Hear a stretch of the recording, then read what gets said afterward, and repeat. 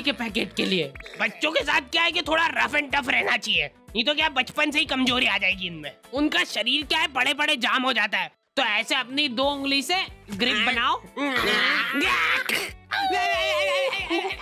Shot तो था अरे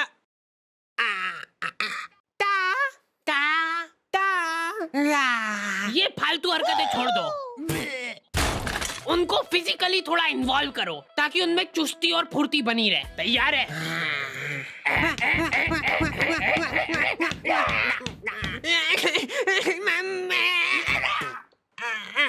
गिर गया है तो गिरने दो उसको, पड़े रहने दो, इग्नोर करो उसको, क्योंकि उसकी तरफ देख लिया तो वो पक्का रोएगा। अरे बेटा इग्नोर, चल उठ जा, कुछ नहीं हुआ है। इसको एक थुल्ली का पैकेट दे दो।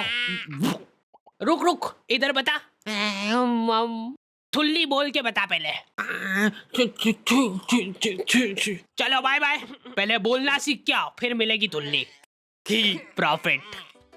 अंकल जी, मैं पूछा था कि ये जो बच्चे हैं ये बेचते भी हो क्या आप?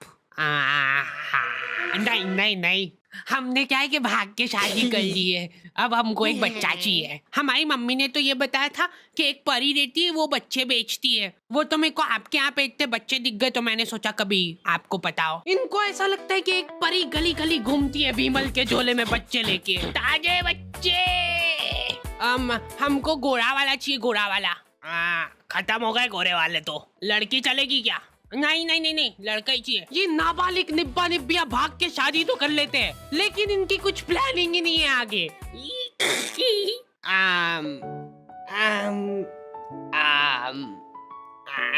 मम्मी की याद आ रही है ना? मैं तो घर जा रही हूँ वापस। अरे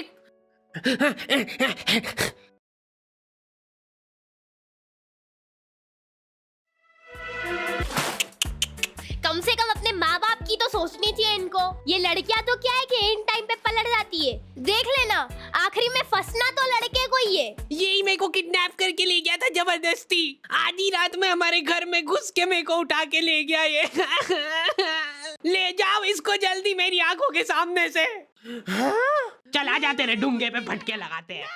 और 10 साल बाद जब वो जेल में से निकलेगा तब लाइनें लग जाएगी लड़कियों की उसके मुंह पे थूकने के लिए। मैं को थूकने दो यार, मैंने 10 साल बाहर खड़े होके थूक जमा करा मेरे मुंह में। रुको मैं करूंगी। वापस ले लो मेरे को अंदर।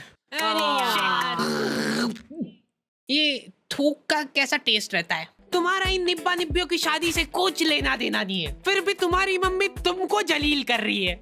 अगर तुम्हारे दिमाग में 1% भी थॉट है भाग के शादी करने का, तो वो भस्म हो जाए उसी टाइम। मेरी मम्मी की हॉबी है ब्लैकमेल करना। मेरे को बचपन में कभी फोन नहीं दिलाया घर वालों ने, तो मम्मी के फोन से ही मेरे को काम चलाना पड़ता था। उस मोबाइल में 2 फोटो एक साथ खींच लेते थे तो वो घबरा जाता था।